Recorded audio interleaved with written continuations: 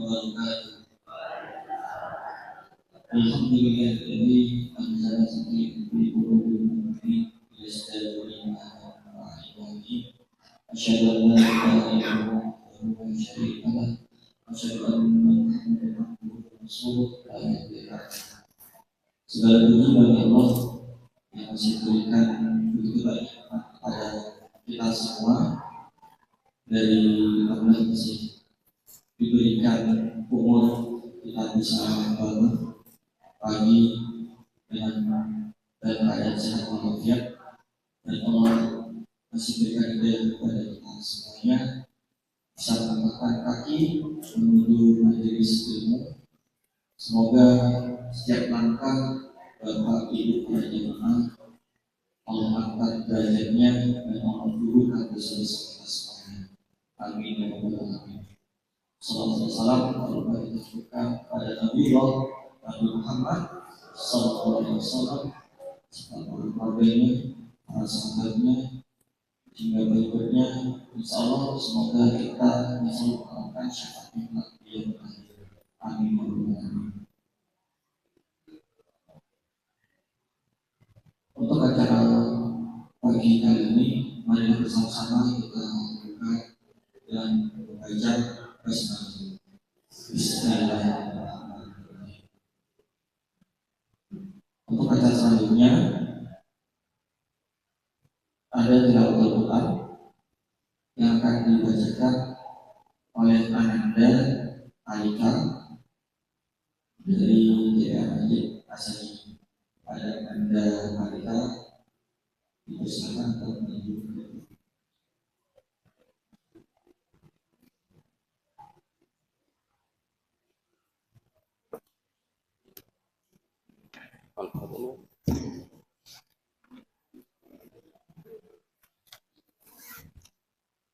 Bismillahirrahmanirrahim. Assalamualaikum warahmatullahi wabarakatuh. Walaili idza yaghsha wan nahari idza tajalla wa ma khalaqal zakara wal unsa inna sayakum lasyata wa amman atta wa taqa wa sattaqa bil husna fasanu yassiruhu lis yusra wa amman bakila wastagna wa kazzaba bil husna fasan uyassirruhu lil usra wa ma yuqni anhu maluhu iza tarradda inna alaina lal huda wa inna lana lal akhirata wal ula wa anzartukum naran talazza la yaslaha illa ashqa alladzi kazzaba wa tawalla wa suyujannabul atqa alladzi yuti malahu yatazaka wa amli ahadin indahu minin matik tusja illa tika waji rabbihil ala wala sawfa yarda sadaqallahul azim. Wassalamualaikum warahmatullahi wabarakatuh. Terima kasih kepada kita. Semoga mulai terus mengembang dan menjadikan mereka memperhatikan yang boleh bersama seluruh bersama. Untuk acara selanjutnya, sambutan Bapak Amir pada Bapak Audio.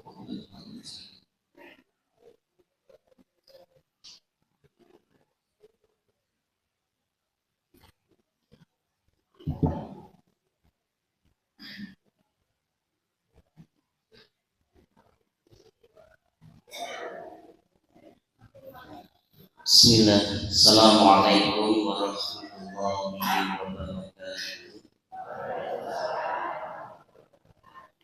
Innal hamdalillah nahmaduhu wa nasta'inuhu wa nastaghfiruh wa na'udzu billahi min shururi anfusina wa min sayyiati a'malina man yahdihillahu fala mudilla lahu wa man yudlil fala hadiya lahu. Asyhadu an la ilaha illallah wahdahu la syarika lahu wa asyhadu anna Muhammadan abduhu wa rasuluh. Yang kami hormati Al-Ustaz Dr. Haji Azam Sudarmadi, Sarjana Teologi Islam, Magister Usul Fiqh, selaku narasumber pengajian akad kliwon pada pagi hari ini. Yang kami hormati sesepuh Masjid Siwal Islamic Center, yang kami hormati para hadirin jamaah pengajian akad kliwon di Masjid Siwal Islamic Center. Pertama, marilah kita senantiasa memanjatkan puji syukur kehadirat Allah Subhanahu wa taala. Pada pagi hari ini kita masih mendapatkan nikmat dari Allah Subhanahu wa taala, nikmat sehat, nikmat sempat, dan yang lebih utama pada pagi hari ini kita masih mendapatkan diberi oleh Allah Subhanahu wa taala kenikmatan iman kepada Allah Subhanahu wa taala. Mudah-mudahan dengan iman yang Allah berikan kepada kita sampai kita menghadap Allah Subhanahu wa taala dalam keadaan husnul khatimah. Amin ya rabbal alamin. Salawat dan salam semoga tercurah kepada junjungan kita Nabi Abu Muhammad sallallahu alaihi wasallam, kepada keluarganya, para sahabatnya, para tabi'in, tabi'in, dan orang-orang yang beristiqomah di jalannya. Mudah-mudahan kita senantiasa memohon kepada Allah Subhanahu wa taala, termasuk umatipun Rasulullah sallallahu alaihi wasallam yang mendapatkan syafaat di yaumil qiyamah. Amin ya rabbal alamin. Yang pertama, kami ucapkan banyak terima kasih kepada jamaah yang telah meluangkan waktu menghadiri undangan kami pengajian rutin setiap akad kliwon. Mudah-mudahan kita senantiasa apa yang kita kerjakan dari bangun pagi masih diberi nikmat oleh Allah Subhanahu wa taala. Karena ada mungkin di antara jauh di sana dia tidur tidak bangun. Kenapa Bu? Tidur tidak bangun. Langsung berjalan di hadapan Allah. Alhamdulillah, walaupun selambat-lambatnya kita pagi mendengarkan azan, dengar dalam keadaan tidur, sudah azan subuh, dengar, itu termasuk bangunnya terlambat. Yang kedua, insya Allah setiap malam Kamis ada juga pengajian. Kemudian setiap malam Ahad monggo menawi badhe pengaosan wonten ustadipun nggih gantos lan langkang ing menika pagi menika akad kliwon sampun berjalan 1 tahun. Mudah-mudahan Allah Subhanahu wa taala memberi keistiqomahan kita dalam iqamatul-din, dan keluarga kita dan anak-anak kita yang kita tinggalkan hanyalah harapan kita anak-anak yang soleh dan solehah. Demikian yang dapat kami sampaikan. Bismillah, marilah pada awal ini kita awali dengan bismillah. Mudah-mudahan mendapatkan ilmu dan snack dan amal jariyah. Makaten demikian yang dapat saya sampaikan. Kurang lebihnya saya mohon maaf yang sebesar-besarnya. Assalamualaikum warahmatullahi wabarakatuh. Terima kasih sebelumnya kita bagi hari ini untuk bacaan selanjutnya kita masuk ke acara inti kepada Ustaz Dr. Haji Azhar Sudarmadi SHIMI. Beliau mungkin menghafal visi dan hasil bersama pada Ustaz waktu dan tempat di sini.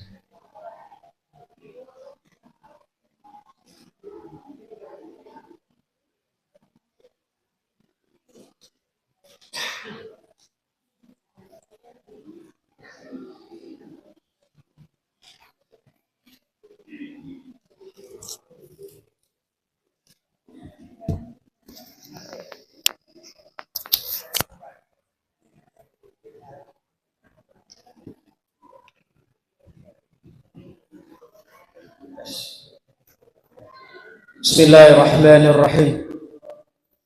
Assalamualaikum warahmatullahi wabarakatuh.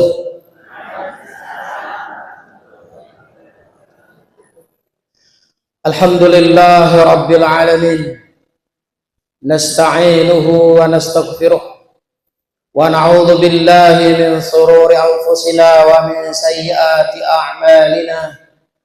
من يهد الله فلا مضل له ومن يضلل فلا هادي له أشهد أن لا إله إلا الله وحده لا شريك له وأشهد أن محمدا عبده ورسوله لا نبي ولا رسول بعده. قال الله تعالى في القرآن الكريم أعوذ بالله من الشيطان الرجيم يا أيها الذين آمنوا اتقوا الله حق تقاته ولا تموتن إلا وأنتم مسلمون. قال رسول الله صلى الله عليه وسلم اتق الله حيثما كنت وأتبع سيئة الحسنة تمحها وخلق الناس بخلق حسن. Rabbi shrah li sadri wa yassir li amri wahlul 'uqdatam min lisani yafqahu qawli. Hadirin wal hadirat rahimani wa rahimakumullah. Bagaimana kabarnya bapak-bapak dan ibu-ibu semuanya sehat? Alhamdulillah. Alhamdulillah adalah kalimat zikir. Alhamdulillah merupakan tahmid yang paling Allah cintai. Alhamdulillah merupakan kalimat yang sederhana, simple, gampang diucapkan, tapi mengandung pahala yang dahsyat dan berat di sisi Allah Azza wa Jalla. Maka Rasulullah Shallallahu Alaihi Wasallam selalu mengajari kita dalam kondisi apapun kita harus membaca Alhamdulillah. Kalau seneng ya Alhamdulillah, kalau sedih pun Alhamdulillah ala kulli halin. Ada tambahannya ala kulli halin. Alhamdulillah atas segala keadaan. Yang pertama, alhamdulillah kita bersyukur kita berada di tempat yang paling mulia di jagat dunia. Kira-kira apa yang paling mulia di jagat dunia ini apa? Masjid. Sebagaimana Rasulullah bersabda, ahabbul bilad ilallahi masajiduha. Tempat di muka bumi ini yang paling Allah cintai adalah masjid-masjidnya. Alhamdulillah kita berada di Masjid Ali Zubaidah Islamic Center Siwal. Alhamdulillah ini merupakan ketenangan sendiri ya. Jadi kalau di masjid itu tenang. Bapak-bapak itu kalau hari Jumat tenang bu. Benar nggak? Waktu sholat Jumat saking tenangnya Bapak, uru ya Pak. Saking tenangnya, saking ademnya sampai tidur. Kenapa? Kalau di rumah itu susah tidur. Di masjid itu kok gampang tidur. Bener kan? Berarti nikmatnya pol. Jadi alhamdulillah masjid itu nikmat sekali. Pokoknya kalau sudah berada di masjid semuanya menjadi tenang, anteng, nyaman. Di rumah belum tentu kita punya kipas. Di masjid ada kipas, ada lampu, ada karpet, ada sawah, ya kan? Di depan rumah tembok sama tembok, ya kan? Bener gak? Alhamdulillah. Ini nikmat sekali. Masjid yang paling nikmat ini masih dikelilingin sawah, itu nikmat. Masih melihat yang hijau-hijau. Jangan melihat duit terus ya. Kali-kali lihat hijau-hijau. Alhamdulillah. Jadi kalau Bapak Ibu berada di masjid, ini kalau berdoa, doanya mustajab dibandingkan di rumah. Ini karena baitullah. Kalau rumah, baitu fulan. Rumahnya Allah dengan rumahnya fulan, mana yang lebih mulia? Rumahnya Allah. Sholat di rumah, pahalanya 1. Sholat di masjid, pahalanya 27 derajat. Apalagi kalau masjidnya Masjidil Haram. Sekali sholat 100.000 kali lipat. Sama dengan sholat di Ali Zubaidah ini 270 tahun. Oh, keren gak? Nah, ibu-ibu, bapak-bapak kalau bisa berangkat ke Mekah. Siapa yang pengen? Ibu-ibu pengen gak? Yang pengen angkat tangan. Pak Takmir tanggung jawab. Kan saya hanya memfasilitasi, yang memberangkatkan Pak Takmir. Pak Takmir cari proposal supaya Masjid Ali Zubaidah satu masjid berangkat semua. Setuju nggak Pak? Setuju. Masya Allah. Jadi kalau Masjid Ali Zubaidah ini kayak Masjid Joko Karyan, wah top markotop Pak. Ya, tapi ya jangan ojo dibanding ya. Baik, alhamdulillah. Pertama, kita juga masih berada di waktu terbaik. Waktu pagi itu waktu yang dicintai oleh Allah dan Rasulnya. Sampai-sampai Nabi kita bersabda begini. Allahumma barik ummati fi bukuriha. Ya Allah, berilah keberkahan bagi umatku di waktu paginya. Masya Allah. Jadi kalau di waktu pagi kita sudah bangun, rezeki kita ditambah. Jangan bangun kesiangan.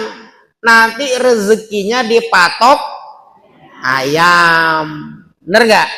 Iya kata siapa Luqmanul Hakim kepada putranya, wahai anak-anakku, bangunlah di waktu pagi, karena di waktu pagi itu pembagian rezeki. Ini rezeki atau enggak nih? Dapat snack, dapat lemon tea, ya kan? Rezeki enggak? Rezeki. Coba di rumah siapa yang buatin lemon tea? Bener nggak? Tidak ada lemonnya, tidak ada snacknya, masya Allah. Alhamdulillah. Yang ketiga, kita masih berada di bulan terbaik. Bulan terbaik itu adalah bulan Dzulhijjah. Bulan Dzulhijjah itu bulan ke-12 sebagai penutup dari 1 tahun 1446 Hijriah. Bulan Dzulhijjah dikatakan oleh Ibnu Hajar Al-Asqalani dalam Fathul Bari bahwa bulan Dzulhijjah merupakan ra'sul a'mal, merupakan puncak amal itu terhimpun di bulan Dzulhijjah. Semuanya ada di bulan Dzulhijjah. Ada sholatnya disebut sholat Idul Adha. Di Muharram nggak ada. Ada puasanya puasa Arafah. Sehari puasa dapat bonus 2.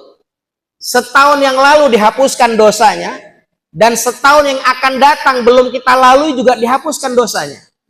Maka orang yang telah puasa Arafah lalu meninggal, itu dosanya sudah dihapuskan.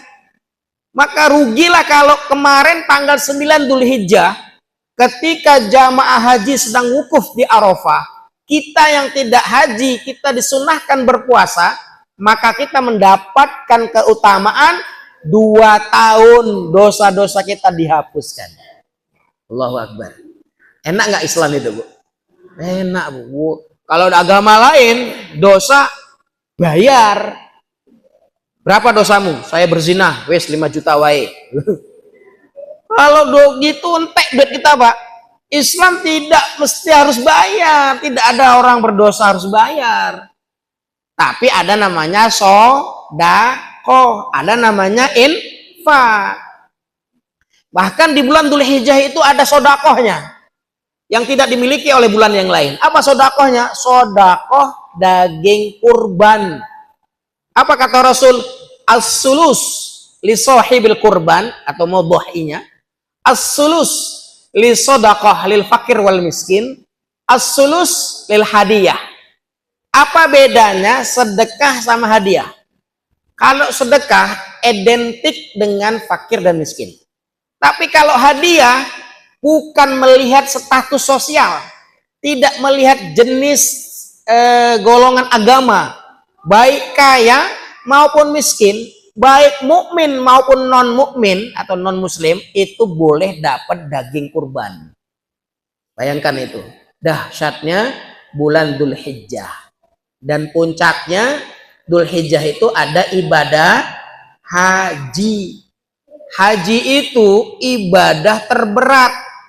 Maka dalam ibadah haji itu ayat perintahnya hanya sedikit. Hanya 10 ayat saja. Tapi kalau ibadah sholat itu dari awal sampai akhir itu banyak perintah sholat. Wa aqimus sholah wa atuz zakah alladzina yuqimunas sholah wa mimma razaqnahum yunfiqun. Itu banyak sekali dalam Quran.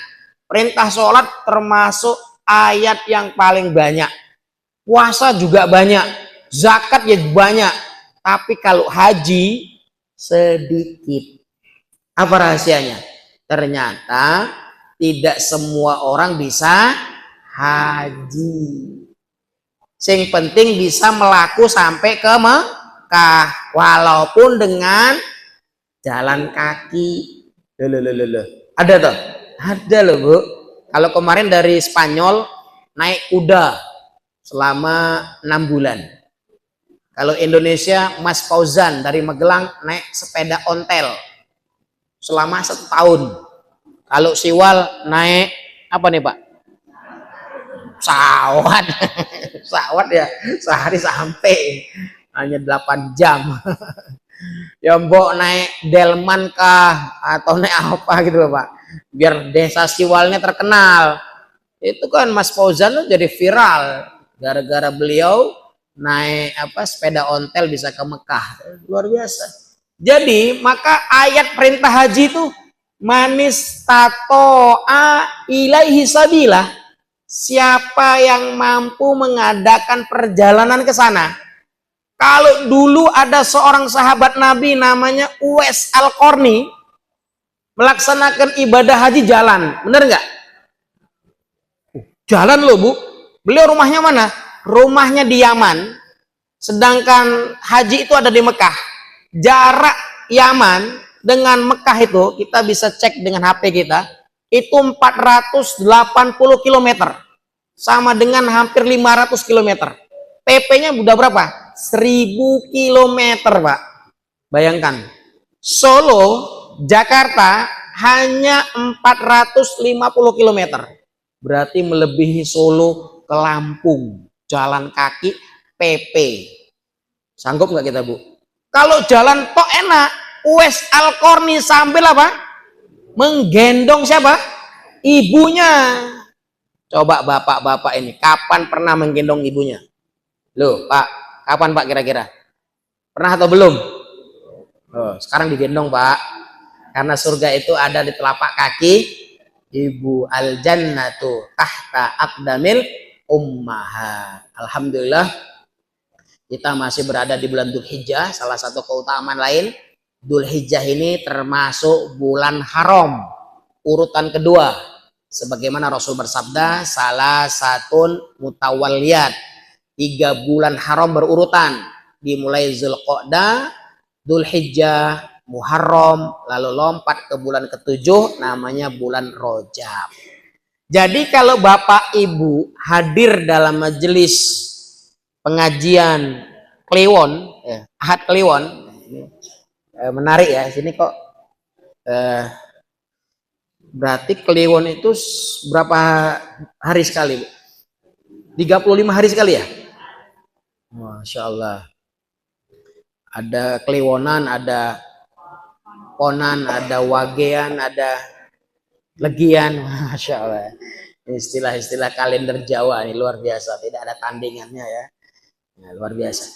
Kalau kita beribadah di bulan, Bapak Ibu hadir di majelis ilmu ini di bulan Dzulhijjah, pahalanya berlipat-lipat ganda.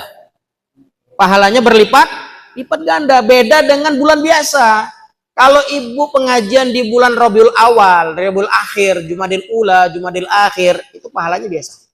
Tapi kalau pengajian beramal soleh, diantaranya pengajian, itu pahala kita bisa berlipat-lipat. Tak terhingga lipatnya. Karena al-hasanatu bi asri amsalihah, kata Rasul. Kebaikan itu dikalikan 10 dan dikalikan 700, dikalikan 100, dikalikan 700 kebaikan. Tapi kalau di bulan Dzulhijjah bisa lebih dari 700 kali lipat kebaikan-kebaikan. Allahu Akbar. Alhamdulillah. Dan yang terakhir, kita masih berada di amal terbaik. Amal terbaiknya apa? Thalabul ilmi atau pengajian. Sebagaimana Rasul bersabda, man salaka tariqan yaltamisuhu fihi ilman sahalallahu tariqan ilal jannah. Jadi cara tercepat menuju surga itu adalah caranya belajar menuntut ilmu. Menuntut ilmu itu sejak kita digendong minal mahdi ilal lahdi ya. Jadi bahasa nabinya utlubul ilm, carilah ilmu dari buayan sejak kita digendong sampai kita dimasukkan ke liang lahat baru berhenti. Kapan kita waktu buayan, waktu digendong? Ada kalimat azan dari orang tua kita. Maka setiap bayi yang lahir kan ada sunnahnya diazankan. Walaupun hadisnya agak namanya apa? Hasan, tapi boleh dipraktekkan.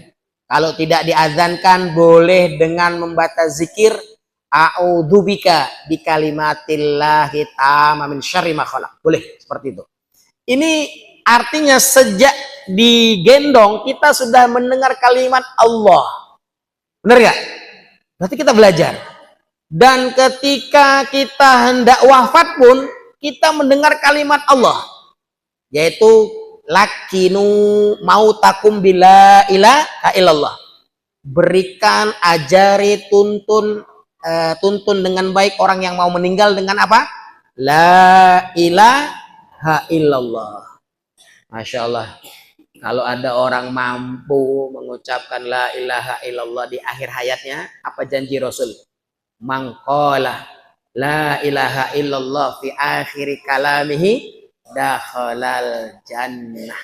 Barang siapa yang mampu mengucapkan la ilaha illallah di akhir hayatnya, maka baginya surga.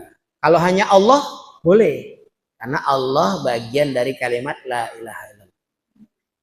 Baik Bapak Ibu semua, itu sebagai mukaddimah pengajian kita. Judulnya adalah Islam itu mudah, jangan dibuat susah.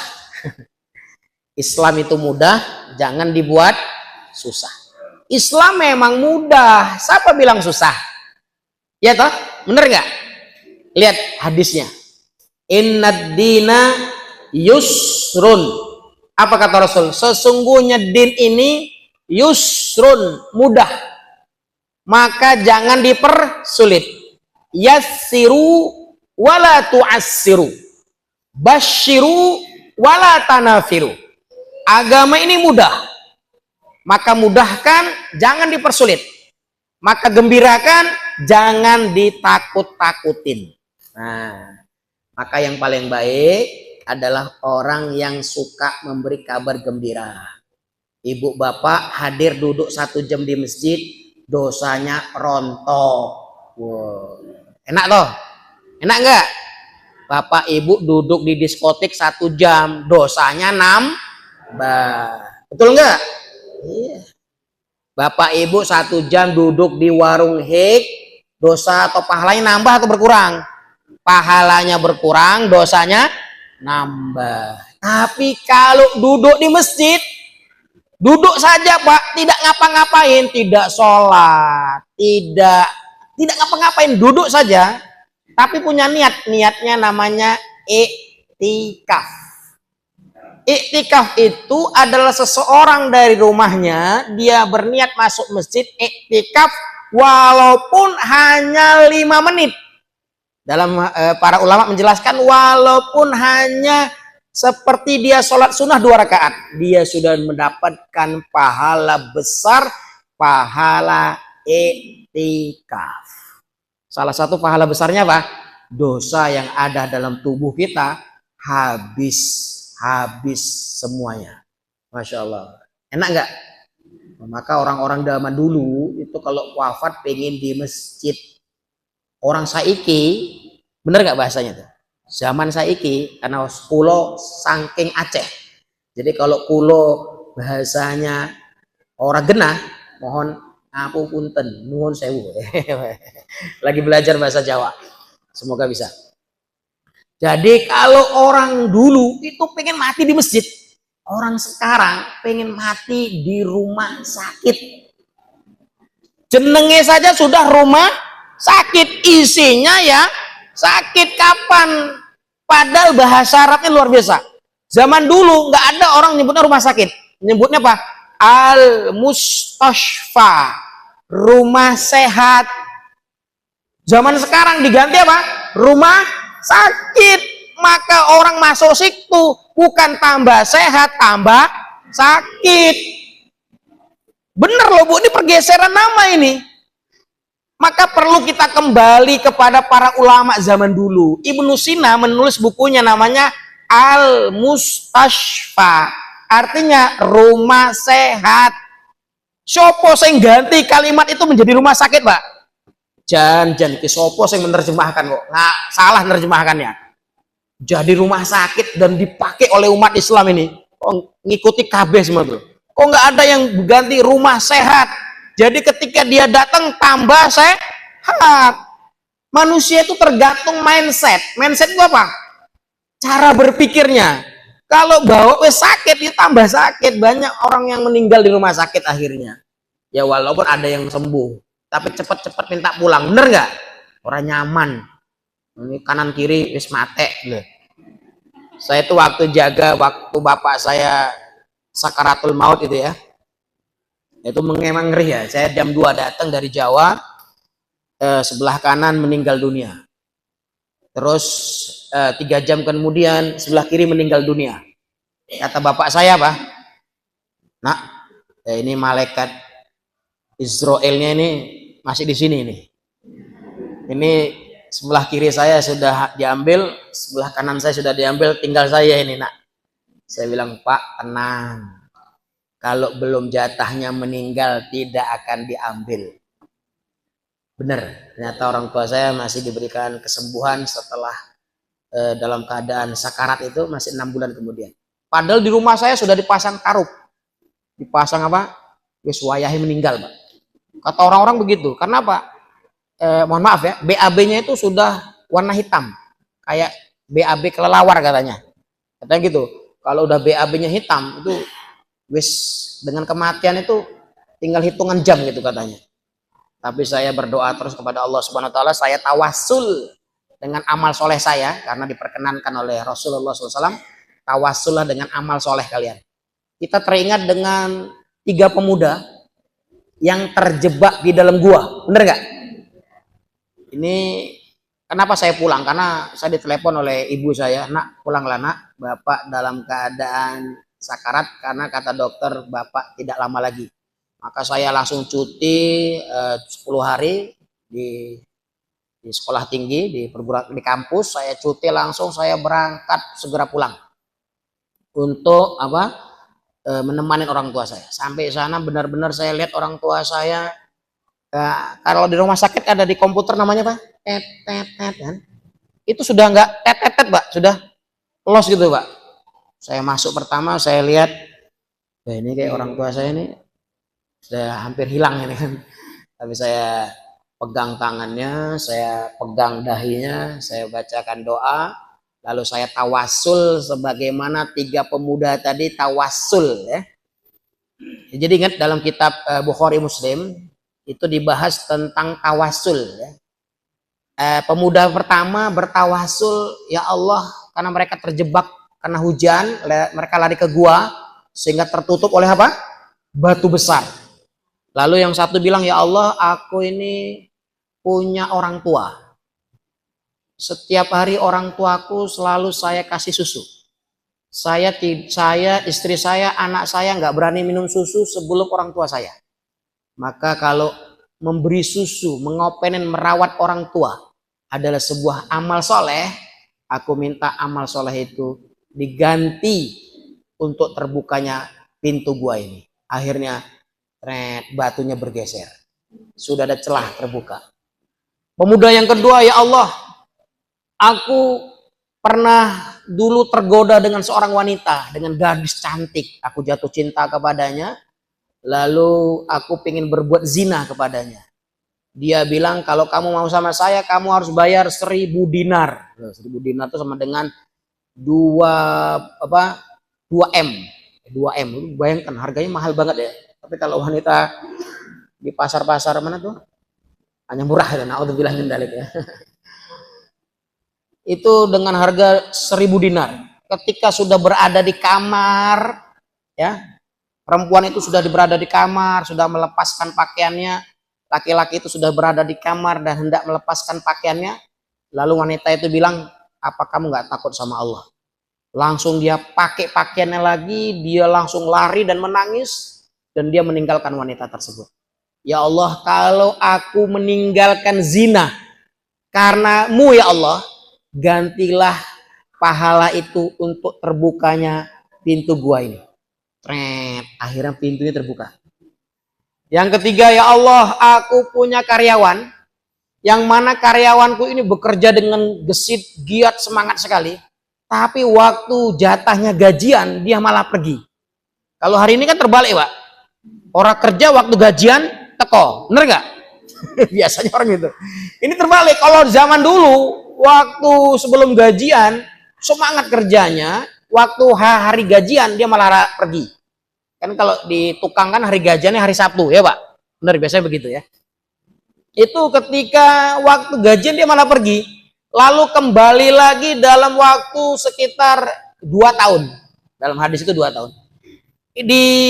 Sama majikannya, uang jatah gaji dia tadi dikelola, dibeli seekor kambing, lalu ekor kambing tadi beranak, lalu beranak, dan 2 tahun itu bisa menghasilkan puluhan ekor kambing. Lalu ketika sudah 2 tahun dia datang, dia minta gaji kepada majikannya. Wahai majikanku, aku minta gaji yang aku belum sempat mengambilnya. Maka majikannya bilang, gajimu adalah itu, hewan yang ada di depan rumahku semuanya milik kamu. Kata karyawannya, jangan ngejek lah. Tidak, uangmu saya kelola jadi puluhan ekor kambing itu. Maka dia berdoa, ya Allah, kalau aku menolong karyawan tadi dari miskin menjadi kaya, tolonglah bukakan pintu gua ini. Akhirnya pintu gua itu terbuka, semuanya. Dan 3 orang ini bisa pulang dengan baik. Nah, ketika bapak saya sakit juga, saya tawasul. Ya Allah, saya punya amal soleh yang istri saya nggak tahu, anak saya nggak tahu, bahkan kaum muslimin juga nggak tahu. Yang tahu hanya aku dengan engkau saja ya Allah. Kalau itu yang saya kerjakan hanya untukmu, tolong sembuhkan orang tua. Setelah saya baca doa seperti itu, matanya melek gini Pak. Luar biasa itu. Lalu saya bilang, Pak, dia bilang, nak kapan datang? Baru aja Pak, saya bilang. Bapak sudah sholat isya atau belum? Belum. Saya bilang, Bapak sholat dulu. Sudah sholat, subuhnya boleh pulang, bayangkan. Masya Allah. Dalam keadaan sekarat, subuhnya boleh pulang loh, bayangkan. Itu luar biasa. Kata dokternya ini nggak mustahil. Kok bisa orang yang sudah diponis hampir meninggal kok bisa sembuh? Kata dokternya ini mustahil. Ini sesuatu yang apa keajaiban yang belum pernah saya temui. Lalu dia tanya, siapa yang Bapak terakhir temukan? Ini saya punya putra. Anak saya dari Jawa baru datang menjenguk saya. Lalu dokter tadi berbicara sama saya. Anda ya? Iya Pak, saya Pak. Apa yang Anda baca untuk orang tua, kok orang tuanya bisa sembuh? Nggak ada, saya bilang, hanya doa saja. Jadi Bapak Ibu semua, Islam itu agama mudah. Maka kata Rasulullah SAW, Inna dina yusrun. Maka agama ini mudah. Jangan dibuat persulit. Bayangkan coba, kalau kita sholat nggak mampu berdiri, kita boleh apa Pak? Duduk. Nggak mampu duduk, kita boleh apa? Berbaring. Nggak mampu berbaring, kita boleh apa? Hah? Isyarat, kedip-kedip gini. Nggak mampu kedip-kedip, bawa saja ke masjid. Untuk apa? Disolatkan. Berarti sudah mati orang mata nggak kedip-kedip kok. Agama itu mudah. Bener nggak? Iya, nggak susah. Apalagi coba, kita musafir, kita berpergian pada bulan Ramadan. Bayangkan itu. Apa dalam Islam? Orang yang puasa di bulan Ramadan lagi berpergian, itu boleh ngapain? Boleh berbuka. Bener nggak Pak? Kalau Bapak pergi dari Solo ke Jakarta naik motor, haus nggak Pak? Haus. Tapi kalau Bapak ke Jakarta naik pesawat, ada masyakohnya nggak di situ? Ada kesulitannya nggak di situ? Nggak ada. Kalau hari ini, kalau saran saya jangan dibuka puasanya. Karena tidak ada masyakoh kalau kita naik pesawat. Tapi kalau kita naik sepeda ontel ke Jakarta, ya berat itu, panas, berdebu dan sebagainya, maka kita boleh apa? Berbuka. Fa'iddatum min ayyamin ukhra. Jadi orang yang berpergian tidak susah-susah dia harus puasa utuh. Kalau dia nggak kuat dia boleh berbuka, diganti dengan hari yang lain. Kalau sholatnya pun dia tidak usah lama-lama. Yang tadinya 4 rakaat bisa didiskon menjadi 2 rakaat. Bahkan bisa dijamak. Jamak itu apa? Digabung. Sholat asar di waktu sholat duhur. Namanya sholat jamak takdim qasar. Sholat digabung, terus dimajukan waktunya, lalu didiskon jumlah rakaatnya. Jadi kalau Bapak sudah berpergian sampai Kartosuro, sampai Boyolali, lalu jamak karena menujunya ke Jakarta, Bapak cukup sholat duhurnya 2 rakaat, lalu sholat asarnya 2 rakaat. Jadi total berapa? 4 rakaat. Itu namanya diskon. Bahasa Arabnya namanya rukhsah. Rukhsah itu apa? Hadiah dari Allah yang harus kita ambil. Jangan, wah aku masih kuat kok 4 rakaat, wahai. Jangan. Ada hadiah yang harus kita ambil, namanya rukhsah. Allah sudah mempermudah, jangan kita mempersulit. Banyak hari ini Islam itu agama mudah, akhirnya dipersulit. Contoh apa? Kain kafan, kalau di ajaran Islam Nusantara, karena di Indonesia ini ada ajaran namanya Islam Nusantara. Kemana-mana pakai batik. Jadi bukan yang pakai batik hari ini ya, bukan ya, bukan Mbak. Kemana-mana pakai batik. Jadi kalau orang pakai gamis, pakai koko itu kayak niru orang Arab. Tidak nasional katanya. Maka dia punya ide, nanti kain kafannya kain batik. Tapi ternyata dia mati pun dia pakai kain warna putih, nggak berani pakai batik. Kalau dia pakai batik, tidak ada yang menyolatkan. Bayangkan. Nggak bisa, Islam itu memang dari Arab. Islam itu memang Nabi Muhammad lahir di Arab. Nggak boleh orang Indonesia membenci orang Arab. Karena Islam itu bukan hanya untuk orang Arab. Islam itu untuk rahmatan lil alamin. Wa ma arsalnaka illa rahmatan lil alamin. Jadi untuk seluruhnya, bukan hanya orang Arab. Termasuk pakai apa? Pakai jilbab. Jilbab itu bukan budaya orang Arab. Ya. Pakai jilbab, pakai baju. Kalau orang katanya orang modern sekarang orang yang terbuka pakaiannya. Itu namanya orang orang primitif. Orang kembali zaman dahulu. Zaman dahulu tuh orang-orang pakai pakaian nggak, Pak? Saya pernah berdakwah di Ambon ya, di pelosok. Saya ketemu orang Badui. Alhamdulillah saya sudah ke banyak negara. Saya juga pernah berdakwah di Malaysia, berdakwah di Thailand, di Fatani. Saya pernah ke Qatar dan macam-macam berdakwah. Saya waktu ke Ambon yang di Indonesia, di Ambon, di Poso, di Makassar, di tempat-tempat terpencil, ya, saya nemukan ada orang Badui, Pak. Di Ambon itu orang Baduinya tidak pakai baju, tidak menutup aurat. Jadi ininya kelihatan, itunya kelihatan. Ininya kelihatan, itunya kelihatan. Itu orang Badui asli, Pak. Lalu saya datang ke sana, saya nggak paham bahasa mereka, tapi saya paham bahasa isyarat, jadi pokoknya begitu-gitu. Saya pakai penerjemah selama 3 bulan ngajarin orang Badui itu, Pak, hanya dapat baru pinter pakai baju dan mandi. Bayangkan.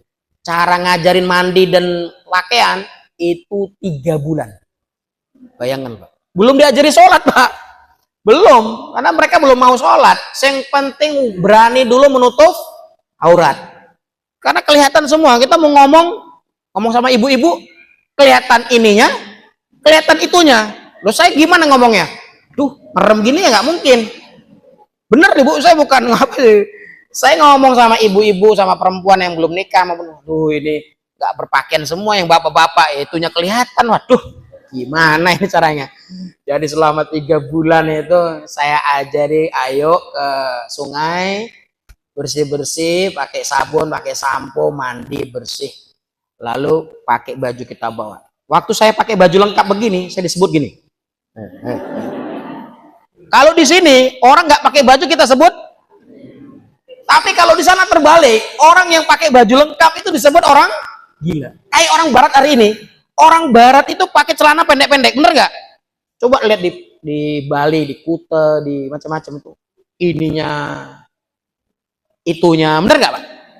Ininya, itunya, kelihatan semua nggak? Dan itu katanya modern. Itu saya bilang itu orang piramid, orang kembali zaman dahulu. Orang yang modern hari ini, nih bapak-bapak yang ganteng-ganteng nih, lengkap pakaiannya, itunya nggak kelihatan. Tuh ibu-ibu tuh, ininya nggak kelihatan. Itu bener nggak? Ini modern, jangan terbalik. Orang modern kok celananya sobek-sobek, Pak. Ada nggak orang pakai celana jeans, pahanya sobek, pantatnya sobek, bener nggak? Itu memang sengaja atau gimana tuh? Pakai baju you can see itu bahasa Inggris, artinya you kamu, can bisa see melihat, kamu bisa melihat. Pakai bajunya, pakai roknya di atas paha, keleknya kelihatan, udelnya kelihatan. Memang pakai baju itu dia pengen dilihat orang lain, padahal badannya isinya panu semua. Kok nggak malu ya? You can see. Berarti dia kembali ke zaman piramida, ke zaman piramid orang yang bahula, orang yang kekurangan ilmu dan kekurangan pakaian. Jadi ketika ngajari orang Badui, Pak, sampai akhirnya mereka bisa sholat, bisa syahadat, bisa mengerti Tuhannya, itu suatu kenikmatan sendiri. Bisa mengislamkan orang satu kampung, itu suatu kenikmatan sendiri. Ya, alhamdulillah itu. Jadi Islam itu saya bilang agama mudah. Ketika dia belum bisa sholat, jangan kita paksa sholat. Ketika dia belum bisa ke masjid, belum bisa zakat, belum bisa sedekah, jangan kita cap dia munafik, jangan. Jangan. Karena orang kita ini mudah sekali terlalu menyalahkan. Ya. Terlalu mudah menganggap orang lain itu salah, nggak boleh. Orang itu semakin dia berisi, semakin dia pinter, itu semuanya benar, nggak ada yang salah. Yang salah itu yang tidak sholat, itu baru benar. Benar nggak? Kalau sholatnya pakai bismillah boleh, tidak pakai bismillah dijaharkan juga boleh. Boleh dia sholatnya, coba bayangkan, tangannya di sini, coba lihat takbir saja, ada yang di sini, ada yang di sini, ada yang di sini, ada yang di pusar, ada yang nggak begini, bener nggak? Kalau Bapak haji dan umroh, lihat orang-orang Maghribi. Orang Maghribi itu orang-orang Afrika, orang Maroko. Itu sholatnya nggak pernah ngangkat tangan, Pak. Kalau kita kan Allahu Akbar, taruh di tangan kanan di atas tangan kirinya. Tapi kalau orang Maghribi, itu mereka Allahu Akbar begini saja. Tangannya tetap di samping, Pak. Apakah mereka salah? Tidak. Karena juga ada hadisnya. Nah, ini luar biasa. Jadi Bapak Ibu semua, karena kita belum selesai kitab Bukhari, kita belum selesai kitab Muslim, kita belum selesai kitab Nasai, Imam Ahmad, Daruqutni, Ibnu Hibban, kitab-kitab hadis itu kita belum selesai, berarti jangan pernah menyalahkan orang lain dulu. Bisa jadi kita belum tahu. Belum tahu. Bisa jadi kita belum sampai ilmunya ke situ. Dulu saya ketika masih berada di pondok, ya baru tamat pondok itu, karena saya lihat karena di pondok itu jarang orang ngangkat tangan. Jadi ketika ada orang berdoa ngangkat tangan, lalu saya bilang, kok orang ini berdoa ngangkat tangan padahal tidak ada contohnya, saya bilang gitu. Tapi setelah saya menuntaskan kitab-kitab hadis tadi, ya, belajar dengan masyayikh di Mekah, di Madinah, saya belajar di sana, saya lihat ternyata Masya Allah, semakin kita lama belajar, kita menemukan ternyata apa yang dulu kita yakin itu ternyata salah. Ternyata orang berdoa sambil mengangkat tangan itu yang lebih baik dibandingkan tidak angkat tangan. Bayangkan, Allah Subhanahu wa Ta'ala merasa malu kalau dia sudah ngangkat tangan tidak diberi. Ibu-ibu, bapak-bapak, coba lihat ketika anak kita sudah ngangkat tangan, lalu tangannya kalau kita pukul, anak kita sakit hati nggak, Pak? Bu, jaluk duit. Bu, jaluk duit gitu kan anak kita, bener nggak? Nih, jajan, kan tangannya gini. Kita sebagai orang tua apa? Ya wis nih, mangewu, bener nggak? Nggak mungkin dia dia kembali tangannya dengan kosong. Maka Allah Subhanahu Wa Taala merasa malu kalau hambanya mengangkat tangan tapi tidak diberikan sesuatu. Maka ternyata dalam kitab itu, dalam hadis itu ternyata berdoa dengan mengangkat tangan itu lebih mulia dibandingkan yang tidak mengangkat tangan. Tapi permasalahannya, ngangkat tangan bagaimana doanya? Apakah begini, begini, begini, begini, begini, begini, begini, begini? Nah, itu bagaimana? Itu juga ada ilmunya ya. Jadi kalau di alam terbuka waktu sholat istisqa, Nabi itu berdoanya begini, jadi besar sampai kelihatan apa namanya ketiaknya, jadi gini. Tapi kalau di waktu biasa Rasulullah SAW hanya berdoa meletakkan kedua tangannya digabung lalu diletakkan di mana sejajar dengan dagunya. Dan banyak lagi hadis-hadisnya. Ternyata beraneka ragam. Mau dia berdoa begini begitu, yang penting angkat tangan. Seperti begini Pak, tasyahud. Kan ada yang digerakkan, ada yang didiamkan. Bener nggak Pak? Mana yang baik Pak? Diam apa gerak Pak? Kata yang pengikut diam, menggerakkan lebih dari 3 kali sholatnya batal. Bener nggak? Ini berapa kali geraknya? Berapa kali Pak? Banyak gerak ini. Bener nggak? Iya. Tapi dalam satu hadis, orang yang menggerakkan jarinya adalah memukul setan. Setan lari dan mendatangkan manfaat besar. Jadi ternyata Rasulullah taharraka sababah. Rasulullah menggerakkan jarinya. Jadi ketika kita lihat ada teman kita sholat diam, benar. Ada teman kita sholat gerakkan jarinya juga benar. Jangan menganggap yang diam itu benar, yang gerakkan salah.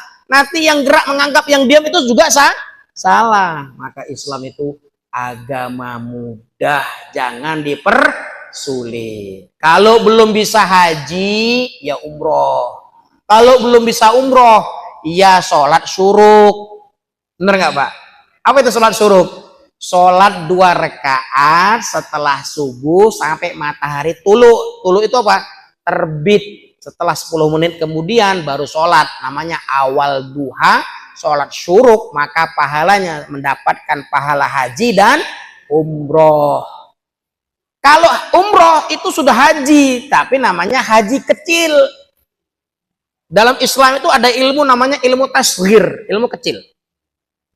Contoh gini, misalnya kitabun, kitab besar. Kalau kutebun, kitab kecil. Ustadun, ustad besar. Ustedun, ustad kecil. Hurairatun, hirun itu kucing besar. Hurairah, kucing kecil. Maka ada sahabat Nabi namanya apa? Abu Hurairah, bapak yang seneng dengan kucing kecil. Maka dalam fikih dibahas, umroh itu adalah haji, tapi hajinya kecil. Kalau ibadah haji di bulan Dzulhijjah, maka haji besar. Apa bedanya? Karena haji besar ada wukuf di Arafah, sedangkan umroh tidak ada wukuf di Arafah. Itu saja, jangan dipersulit. Bayangkan Pak, ketika saya kuliah di PHP, jurusan PHP, apa itu PHP? Jurusan pembimbing haji profesional di Donohudan selama 7 hari, itu 3 hari teori, 4 hari praktek, agar mendapatkan sertifikat lisensi boleh membimbing haji. Nah saya kan kebetulan pembimbing haji, 2024 saya mulai bimbing, maka saya harus punya sertifikat tadi, sertifikat membimbing haji. Itu waktu kuliah, Kementerian Agama memberitahu bahwa di negara ini, di dunia ini, antrian paling lama haji itu adalah negara Malaysia. Malaysia itu antriannya sampai 120 tahun. Jebret lahir, daftarkan haji, orang tekan. Bener gak? Umurnya wis 60 meninggal. Indonesia masih mending. Berapa antriannya? 40 tahun. Kalau bapak sekarang sudah wis 60, antri 40, umurnya orang nyanda. Bener gak? Maka bapak ibu harus niru jamaah haji 2025 ini. Namanya saya lupa namanya.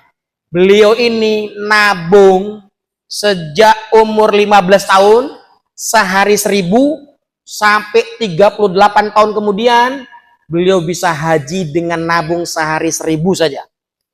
38 tahun sama dengan 248 bulan sekian.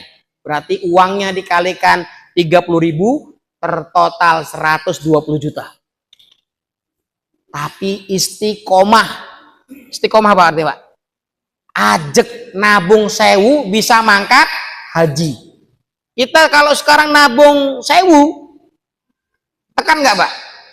Wis umur 40 kok. Tekan nggak? Orang tekan.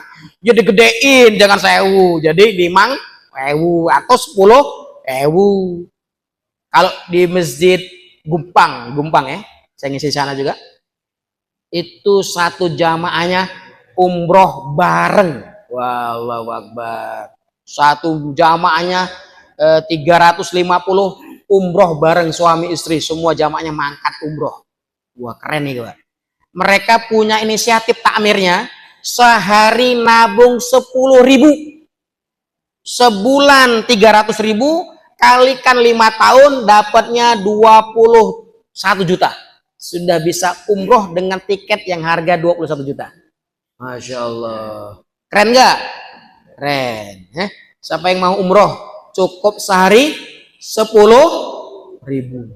Karena pahalanya besar. Jadi agama Islam itu agama yang mudah. Baik.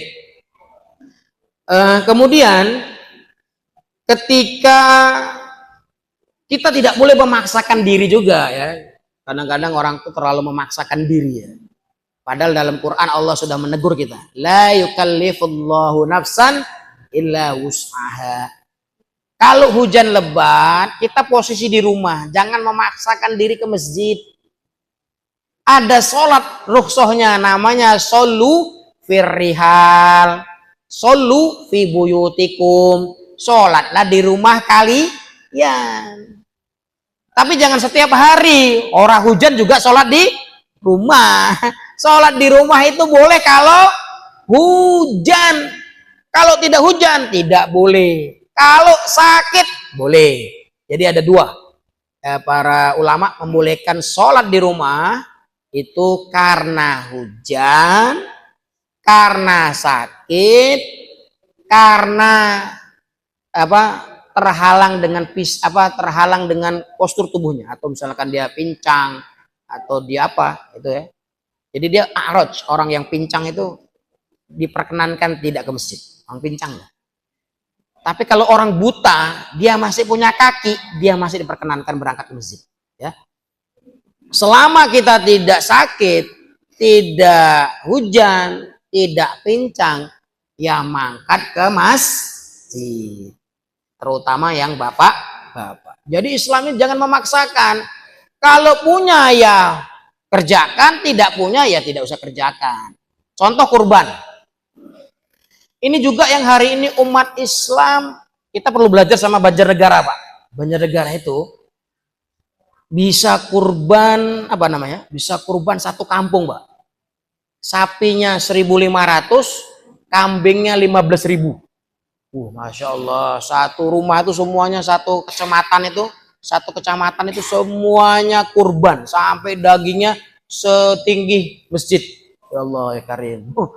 Lihat daging saja sudah kenyang ini karena saking banyaknya. Mereka kenapa bisa kurban? Karena mereka menganggap kurban itu hukumnya wajib. Kalau Imam Abu Hanifah yang mengatakan kurban itu hukumnya wajib. Karena berdasarkan Nabi Shallallahu Alaihi Wasallam tidak pernah tidak kurban. Kalau Imam Syafi'i hukumnya sunnah. Karena bagi siapa yang tidak punya kekayaan pada hari itu seharga kambing dan 4 hari kehidupan, maka dia tidak diwajibkan. Tapi kalau dia punya uang 3 juta plus tambah 4 hari 400.000, berarti sekitar uang 4 juta rupiah dia punya, maka dia wajib untuk kurban. Kalau nggak bisa beli kambing yang mahal, cukup kambing kambing apa? Betina. Apa masalah bahasanya yang tidak melahirkan apa? Majer apa? Majer. Itu boleh. Jadi kurban itu bukan hanya jantan, betina juga boleh. Mana murah, mana murah? Betina apa jantan? Betina. Jadi kalau bapak baru sanggup uangnya 1 juta, bisa kurban dengan betina. Demikian Bapak Ibu semua, Islam itu mudah, jangan dipersusah. Islam itu mudah, jangan dipersulit. Semoga ada wawasan, ada inspirasi bagi kita semua dalam kajian yang singkat ini. Saya mohon maaf kalau ada lebih dan kurangnya. Mari kita tutup dengan doa kafaratul majlis. Subhanaka Allahumma wa bihamdika asyhadu an la ilaha illa anta astaghfiruka wa atubu ilaik. Wassalamualaikum warahmatullahi wabarakatuh.